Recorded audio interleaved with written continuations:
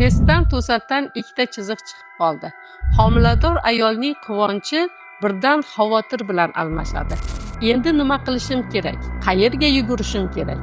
Qanday testlarni topshirishim kerak? Qanday dorilarni iste'mol qilishim kerak? Tinchlaning, xavotiringizni yo'qoting va tabassum qiling. Natijaga ishonch hosil qilish uchun 1-2 kundan keyin testni yana bir marta takrorlashingiz mumkin bo'ladi. Test sizda ikkita chiziq chiqsa, qaysi siklingizdan bir hafta 10 kun o'tib, o'zida shifokoriga murojaat qilishingiz mumkin bo'ladi.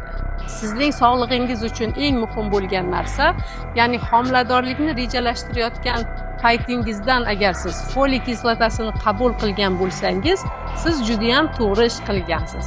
Agar foliy kislotasini qabul qilishni boshlamagan bo'lsangiz, tezlik bilan uni boshlashingiz kerak.